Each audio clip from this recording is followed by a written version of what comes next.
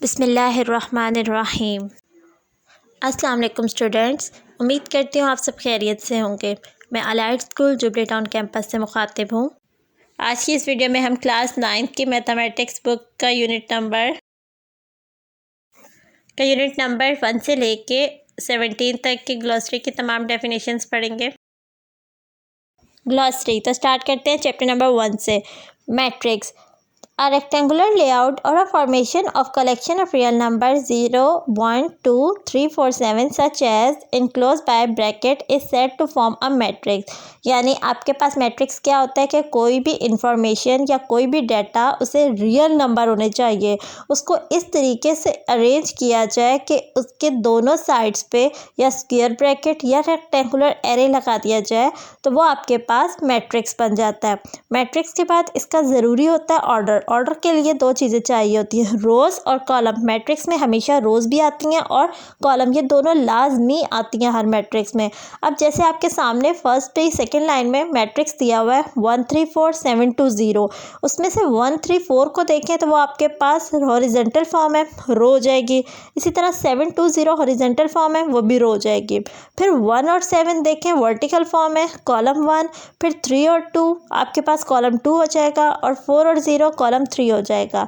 तो मैट्रिक्स के बाद इंपॉर्टेंट चीज़ होती है उसका ऑर्डर कैसे निकाला जाता है। ऑर्डर के लिए माइंड में रखिएगा, सबसे पहले रो देखनी होती है और फिर कॉलम देखना होता है। इसको रो बाय कॉलम भी लिख सकते हैं, रो क्रॉस कॉलम भी लिख सकते हैं। अब देखते हैं इस मैट्रिक्स में पहले आपके पास 1 3 4 यानी ये हॉरिजॉन्टल फॉर्म रो 1 है, 7 2 0 रो 2 है, तो इसका रोज़ कितनी आ गई 2। इसी तरह जब कॉलम को देखा जाए तो कॉलम 3 है, तो इसका ऑर्डर हमारे पास बन जाएगा 2/3, ये इसका ऑर्डर हो जाएगा। देन आता है मैट्रिक्स की टाइप्स कौन कौन सी होती हैं। रेक्टेंगुलर मैट्रिक्स, अब matrix M is called rectangular if the number of rows of M not equal the number of column of M. मतलब आपके पास कोई भी मैट्रिक्स है, सबसे पहले आपने उसकी रोज़ देख ली। सपोज़ एम मैट्रिक्स है, उसके अंदर सबसे पहले चेक किया कितनी रोज़ आ रही थी, रोज़ चेक की, फिर इसी तरीके से उसका कॉलम चेक किया। अगर दोनों डिफरेंट आ रहे होंगे तो वो रेक्टेंगुलर मैट्रिक्स है। स्क्वायर मैट्रिक्स, आपके पास कोई भी मैट्रिक्स है, उसकी रोज़ चेक की, उसके बाद उसके कॉलम चेक किया, अगर दोनों सेम आ जाते हैं तो इसका मतलब है वो आपके पास स्क्वायर मैट्रिक्स हो जाएगा। फिर बात आती है रो मैट्रिक्स और कॉलम मैट्रिक्स। अब मैंने कहा था मैट्रिक्स, हर मैट्रिक्स के अंदर रो भी होती है और कॉलम भी होती है। हमें कैसे पता चलेगा कि रो कौन सी होती है और कॉलम कौन सा होता है। आपने क्या करना है, a matrix M is called row matrix if M has only 1 row. यानी आपके पास जो भी मैट्रिक्स दिया हुआ है, आपने सबसे पहले ये देखना है कि उसके अंदर सिंगल फॉर्म किसकी आ रही है। यानी ऐसा भी हो सकता है एक रो है और कॉलम उसके अंदर 3 आ रहे होंगे, तो जो चीज़ सिंगल फॉर्म होगी ना वो वाला होगा। यानी सिंगल रो है तो रो मैट्रिक्स हो जाएगा, सिंगल कॉलम है तो कॉलम मैट्रिक्स हो जाएगा। देन आता है नल और ज़ीरो मैट्रिक्स। नल या ज़ीरो एक ही बात है, ऐसा मैट्रिक्स जिसके अंदर तमाम एंट्री ज़ीरो हो जाए उसे नल या ज़ीरो मैट्रिक्स कहा जाता है। देन आता है transpose of a matrix. Let A be a matrix, the matrix A transpose is a new matrix which is called transpose of matrix obtaining by interchanging row of A into respective column। यानी आपके पास कोई भी एक मैट्रिक्स दिया हुआ है, ए दिया है, उसके बाद जब ट्रांसपोज लेते हैं तो ए और ऊपर छोटा सा लिख देते हैं टी। वो कैसे करते हैं, जो भी मैट्रिक्स है उसकी रोज़ को इंटरचेंज किया जाता है कॉलम में, तो वो आपके पास जब चेंज कर देते हैं उसके बाद वो आपके पास बन जाता है कि ये इसका ट्रांसपोज ले लिया गया। देन आता है सिमेट्रिक मैट्रिक्स। एक स्क्वायर मैट्रिक्स होता है, उसे सिमेट्रिक कब कहा जाता है। आपके पास एक मैट्रिक्स है, आपने उसका ट्रांसपोज लिया, जब आपके पास मैट्रिक्स पहले से मौजूद था, आप समझ लो 2 क्रॉस 2 का, तो उसकी चारों एंट्रीज 2 थी। आपने जब उसका ट्रांसपोज लिया, रो को कॉलम में चेंज किया, तब भी वही एंट्रीज आ गई। यानी इंटरचेंज करने के बाद वही वाली वैल्यूज़ आ जाएं, वही एंट्रीज आ जाएं, तो हम कहते हैं कि हमारे पास सिमेट्रिक मैट्रिक्स बन जाएगा। देन आता है negative of a matrix. Negative क्या होता है, आपके पास कोई भी मैट्रिक्स है, उसकी तमाम एंट्रीज़ है। नेगेटिव का मतलब उस मैट्रिक्स को माइनस के साथ मल्टीप्लाई करवा दें, उसके तमाम अंदर की एंट्रीज के साइन चेंज हो जाएंगे, उसे कहा जाता है negative of a matrix. Skew symmetric matrix, a matrix M is said to be skew symmetric if M transpose equal होता है -m के। कोई भी एक मैट्रिक्स था, उस मैट्रिक्स का ट्रांसपोज लिया। ट्रांसपोज लेने के बाद उसके जो भी वैल्यूज़ आएंगे उसमें एक चीज़ का सिर्फ डिफरेंस आएगा, वो होगा माइनस साइन का। एंट्रीज सेम टू सेम वही आएंगी, लेकिन ऐसा होगा कि आंसर में से माइनस कॉमन लेने के बाद जो असर आपके क्वेश्चन दिया हुआ था मैट्रिक्स उसके इक्वल आ जाएगा, तो उसे कहा जाता है skew symmetric. Diagonal matrix, a square matrix M of type, आपके पास एक मैट्रिक्स दिया हुआ है, is called diagonal matrix of order 3x3 with all entries a b c are not same. मतलब इसमें डायगोनल मैट्रिक्स क्या होता है, स्क्वायर मैट्रिक्स होता है। स्क्वायर मतलब उसकी रोज और कॉलम जो होते हैं वो आपके पास एग्जैक्टली सेम होते हैं। इसमें क्या किया जाता है कि आपके पास ये जो डायगोनल नज़र आ रहा है ए बी सी, ये जो तीन है, ये सिर्फ इसमें ये तीन नॉन ज़ीरो होने चाहिए, बाकी तमाम एंट्री ज़ीरो हो सकती हैं, उसे डायगोनल मैट्रिक्स कहा जाता है। अब होता क्या है, यहाँ पे 3 के 3 भी ऐसा हो सकता है कोई ना कोई नंबर आ जाए, ऐसा भी हो सकता है ए बी ये दोनों लिखे हो सी भी ज़ीरो हो सकता है, ऐसा भी हो सकता है कि सिर्फ सी लिखा हो ए बी ज़ीरो हो सकता है। मतलब इस पूरे डायगोनल में एटलीस्ट एक नंबर ज़रूर आना चाहिए, बाकी भी ज़ीरो हो सकते हैं, तो इसे डायगोनल मैट्रिक्स कहा जाता है। डायगोनल के बाद आता है scalar matrix. Scalar matrix same वही होता है जो आपके पास डायगोनल है, लेकिन इसमें सिर्फ ये होता है कि जो डायगोनल एंट्रीज होती हैं ना वो तीनों हमेशा सेम होती हैं। अगर फर्स्ट पे के लिखा है तो सेकंड और थर्ड इन दोनों पे भी के होगा। अगर फर्स्ट पे 1 लिखा है तो 2 लिखा है तो दूसरे पे और तीसरे पे भी आपके पास 2 होगा, बाकी सेम वही चीज़ होगी। फिर आता है आइडेंटिटी मैट्रिक्स। आइडेंटिटी मैट्रिक्स भी एग्जैक्टली डायगोनल मैट्रिक्स की ही तरह होता है। अब इसमें क्या है, स्केलर में ये है कि आपके पास 2 से स्टार्ट होते हैं नंबर, 2 से लेके कहीं तक भी कोई भी नंबर आ जाए, अगर फर्स्ट पे वो लिखा है तो दोनों में भी वही आएगा। लेकिन आइडेंटिटी में सिर्फ और सिर्फ डायगोनल जो होता है, डायगोनल उसमें 1 1 आता है, बाकी इसके अलावा और कोई भी नंबर आ जाए तो वो स्केलर होगा, लेकिन अगर सिर्फ 1 आ जाए तो वो आपके पास आइडेंटिटी हो जाएगा। देन आता है additive identity of matrix. Additive identity का मतलब होता है कि किस तरीके से मैट्रिसेस को ऐड किया जाता है, उसके लिए क्या करना है, यानी a प्लस बी करो या फिर b प्लस ए करो तो जो उसका आंसर है वो सेम आ जाए, तो हम कह सकते हैं कि हमारे पास एडिटिव आइडेंटिटी। एडिटिव मतलब ऐड करना, आइडेंटिटी मतलब कोई भी जो चीज़ ऐड की जाए उसके बाद उसी तरीके से आए। अब आपके पास ए मैट्रिक्स दिया हुआ है 2/3 का, इसमें रो देखी जाएगी, पहले रो 2 आ रही थी और कॉलम आपके पास 3 आ रहे थे, तो मैट्रिक्स को बी मैट्रिक्स को तब एडिटिव आइडेंटिटी कहा जाएगा कि जब ए में बी वाला प्लस करो या फिर बी में ए वाला प्लस करो तो आंसर आपके पास वापस ए वाला आ जाए, तो इसे एडिटिव आइडेंटिटी कहा जाता है। फिर आता है एडिटिव इनवर्स।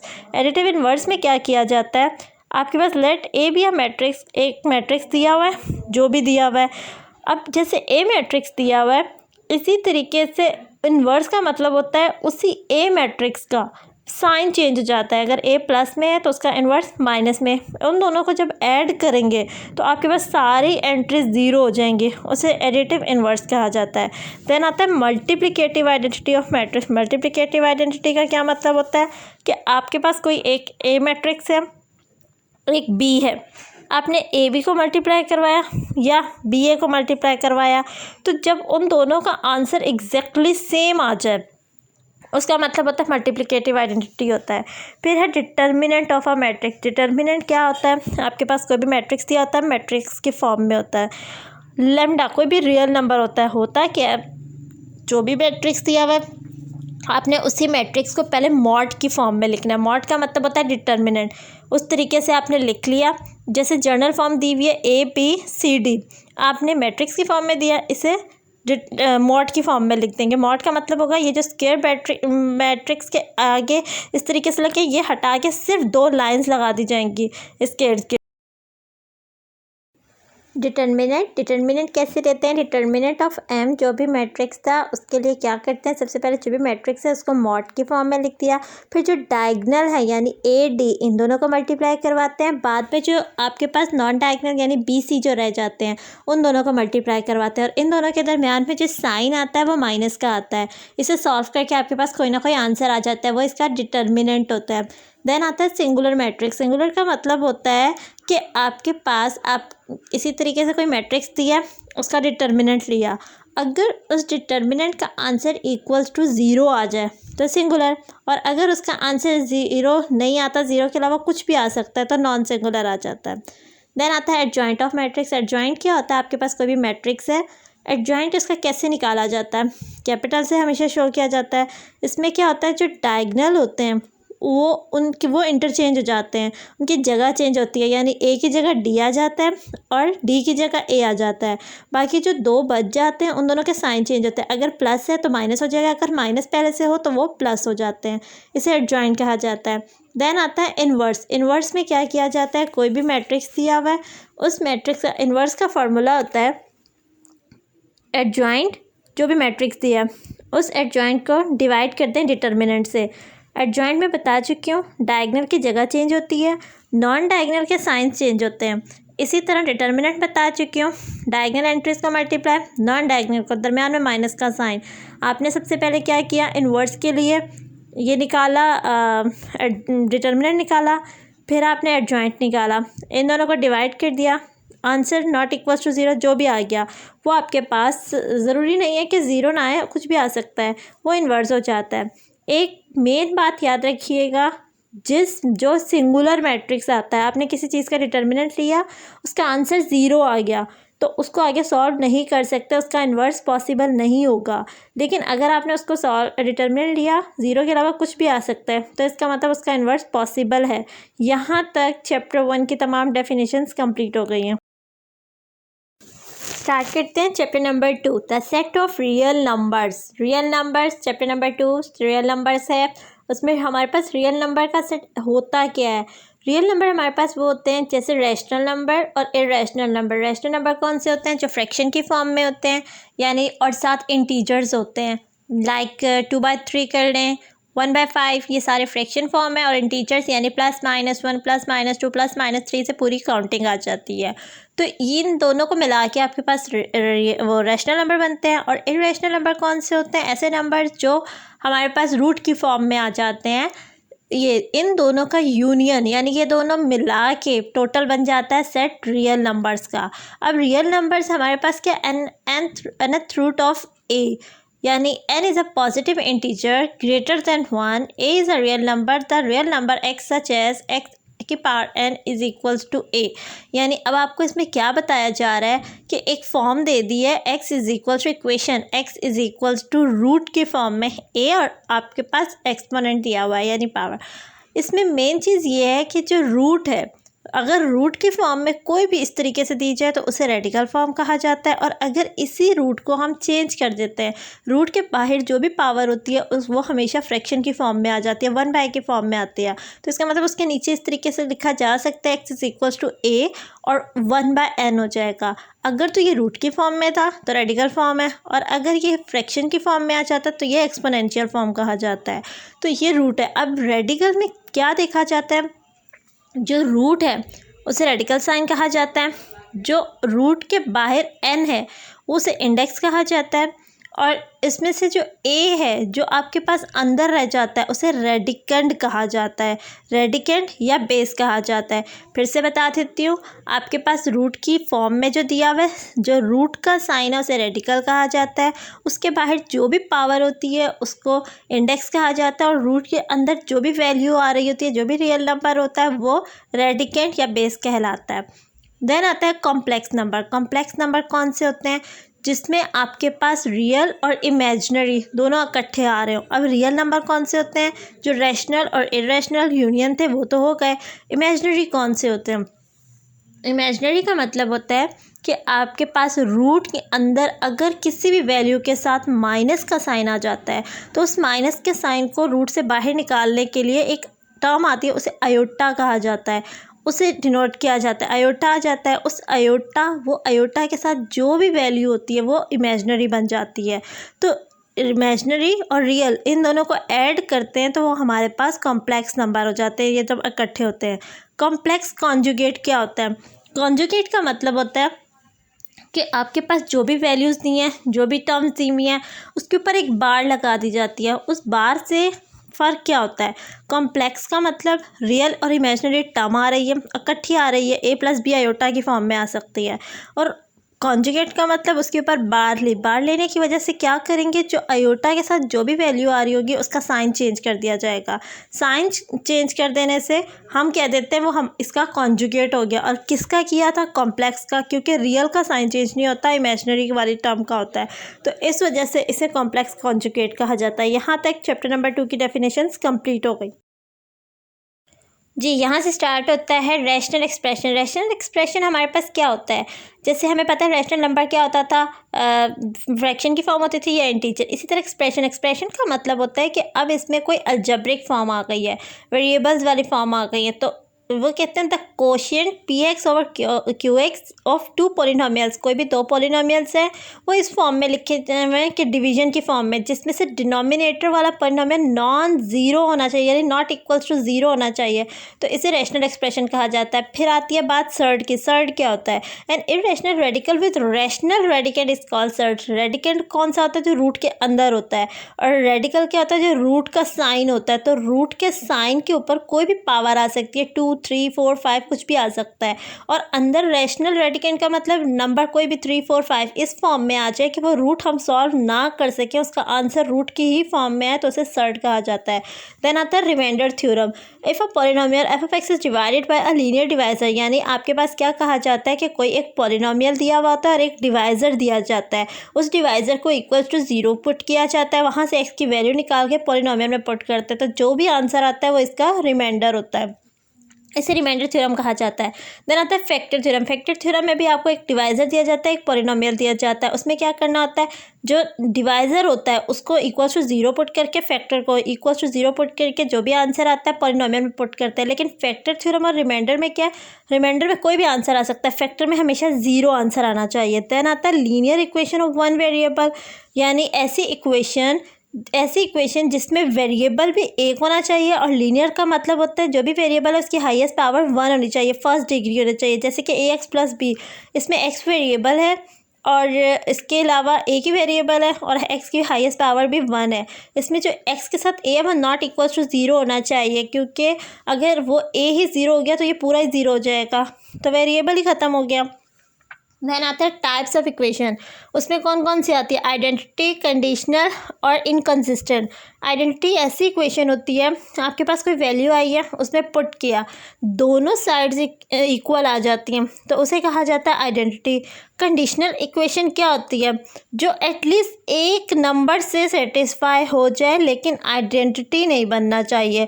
मतलब आपके पास कोई भी आया, आपने उसको सॉल्व किया बट वो दोनों साइड उसकी इक्वल नहीं आ रही, उसे कंडीशनल कहा जाता है। इनकंसिस्टेंट क्या होता है, आपने सॉल्व करना शुरू किया, जिस वेरिएबल का आपने आंसर निकालना था वही वेरिएबल ख़त्म हो गया, तो पीछे तो कुछ बचा ही नहीं, एम्प्टी सेट बच गया, इसे इनकंसिस्टेंट कहा जाता है। देन आता है रेडिकल। रेडिकल इक्वेशन क्या होती है, ऐसी इक्वेशन जिसके ऊपर रूट का साइन आ जाए। जैसे कि अलजेब्रिक फॉर्म है, अलजेब्रिक फॉर्म में इक्वेशन दी हुई है, उसके ऊपर पूरे के ऊपर रूट आ जाए तो उसे रेडिकल इक्वेशन कहा जाता है।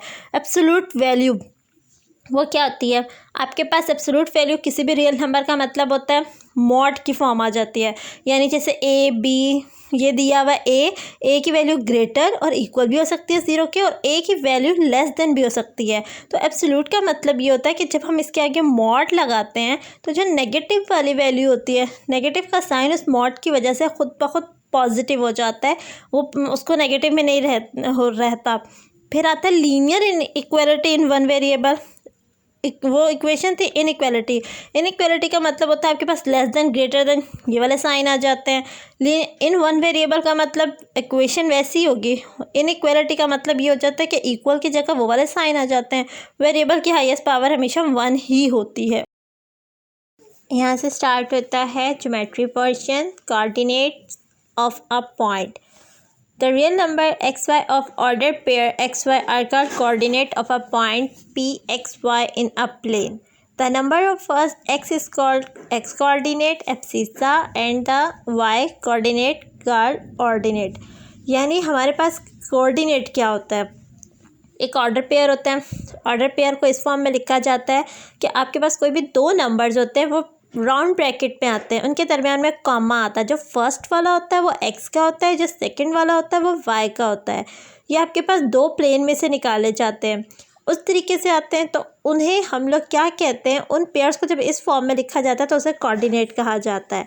तो जो एक्स का कोई भी कोऑर्डिनेट आ जाता है, कुछ भी एक्स की जगह आता है, उसे एब्सिसा कहा जाता है, और जो वाई वाला होता है उसको ऑर्डिनेट कहा जाता है।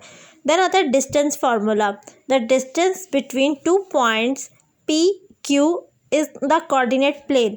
अब कोऑर्डिनेट प्लेन यानी आपके पास वो होता है कार्टेशियन प्लेन होता है जो कि 2 डायमेंशनल होता है, जिसमें जैसे एक्स प्लेन और वाई वाला आता है 2 डायमेंशनल, उसमें आती हैं 2 डायमेंशनल।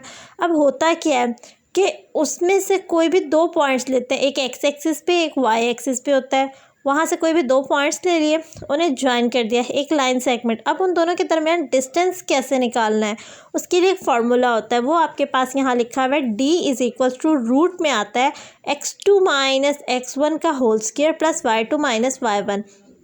एक प्लेन है P, एक नंबर आता है आपके पास, कोई भी पॉइंट P है, P में फर्स्ट वाला x का होगा, सेकंड वाला y का। इसी तरह Q में फर्स्ट वाला x का होगा, सेकंड वाला y का।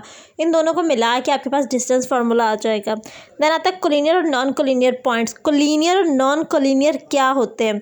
व्हेनेवर 2 और more points happen lie on the same straight line, यानी 2 या 2 से ज़्यादा पॉइंट्स एक स्ट्रेट लाइन पे आ रहे हो तो उसे कोलिनियर कहते हैं। और अगर यही पॉइंट्स एक लाइन पर ना आ रहे हो, कहीं आगे पीछे हो सकते हैं दूसरे तरीके से कि एक लाइन स्ट्रेट लाइन ना बन रही है, तो उसे नॉन कोलिनियर कहा जाता है। देन आता है इक्विलेटरल ट्राइंगल। इक्विलेटरल ट्राइंगल का मतलब होता है जिसकी 3 साइड्स आपके पास इक्वल होती है। Equilateral triangle. आइसोसेलेस ऐसा ट्राइंगल जिसकी 2 साइड्स आपके पास इक्वल होती हैं। राइट एंगल ट्राइंगल जिसमें 90 का एंगल बनता है। पैथागोरस थ्योरम, जब भी राइट एंगल ट्राइंगल की बात होगी वहाँ पैथागोरस थ्योरम लगेगा। उसके लिए क्या कहा जाता है, आपके पास एक राइट एंगल ट्राइंगल होता है, उस ट्राइंगल पे 90 का एंगल बन रहा होता है। 90 की जो ऑपोजिट साइड होती है वो हाइपोटेन्यूज होती है। अब उसमें क्या कहा जाता है, वो साइड अलग लेते हैं, वो ग्रेटर होती है, उसको उसका स्क्वायर कर देते हैं, उसका डिस्टेंस निकाला। राइट एंगल ट्राइंगल के लिए पूरा डिस्टेंस फार्मूला लगाया, 3 पॉइंट्स के हिसाब से निकल आया। जो सबसे बड़ा है उसको इक्वल के एक साइड पे रख के बाकी दोनों के स्क्वायर का सम अगर तो इक्वल आ गया तो ठीक है, यानी कि वो आपके पास राइट एंगल ट्राइंगल होगा, और अगर नहीं होता तो वो राइट एंगल ट्राइंगल नहीं बनता, और इसे पैथागोरस थ्योरम कहते हैं। स्केलन ट्राइंगल ऐसा ट्राइंगल जिसकी तीनों साइड्स डिफरेंट हो। स्केलन होता है square. A square is a close figure of a plane for non collinear points, यानी आपके पास कोई भी 4 पॉइंट्स होते हैं, वो एक स्ट्रेट लाइन पर नहीं आ रहे होते हैं, नॉन कोलिनियर होते हैं, आगे पीछे उन सबको ज्वाइन किया जाता है तो आपके पास वो चारों लाइन सेगमेंट इक्वल आती हैं, तो उसे स्क्वायर कहा जाता है। और इसके अंदर जो एंगल है वो हमेशा 90 का बनता है। रेक्टेंगल कौन सा होता है, ये भी 4 नॉन कोलिनियर पॉइंट से मिलकर बनता है, लेकिन इसमें ऑपोजिट साइड जो होती हैं वो पैरेलल भी होती हैं और ऑपोजिट साइड जो होती हैं वो सेम भी होती हैं, तो ये आपके पास रेक्टेंगल हो जाता है। Parallelogram. A figure formed by 4 non-collinear points in a plane is called parallelogram. Parallelogram जैसे अभी रेक्टेंगल की बात की थी, रेक्टेंगल भी आपके पास नॉन कोलिनियर 4 पॉइंट से बनता है जिसकी 2 साइड सेम होती हैं और पैरेलल होती हैं, और उसके अंदर भी एंगल 90 का बनता है। जबकि इस पर भी 4 नॉन कोलिनियर पॉइंट से बनाया जाता है, पैरेललोग्राम होता है। इसकी दो साइड्स इक्वल ऑपोजिट जो होती हैं वो इक्वल भी होती हैं, पैरेलल भी होती हैं, लेकिन इसके अंदर जो एंगल होता है वह 90 का नहीं होता। फिर आता है congruent triangle. 2 triangles are said to be congruent. Symbol उसका इस तरीके से होता है कि 2 इक्वल का साइन और ऊपर सिमिलर का साइन होता है। If there exist a correspondence between such that the corresponding sides and angles are congruent, यानी आपके पास कॉन्ग्रुएंट ट्राइंगल कब होते हैं, जब आपके पास कोई भी 2 ट्राइंगल्स होते हैं। अब जैसे आपके सामने नज़र आ रहा है AB साइड है एक ट्राइंगल की, दूसरे की DE है। अगर ये दोनों कॉन्ग्रुएंट हो जाएं, AC और DF ये दोनों कॉन्ग्रुएंट हो जाएं, BC और EF ये कॉन्ग्रुएंट हो जाएं, तो हम कहते हैं हमारे पास एक ट्रायंगल दूसरे ट्रायंगल के कॉन्ग्रुएंट होता है। इसके साथ साथ एंगल्स की भी बात होती है। जो एंगल A पे बन रहा है वही एंगल D पे बने, दोनों कॉन्ग्रुएंट।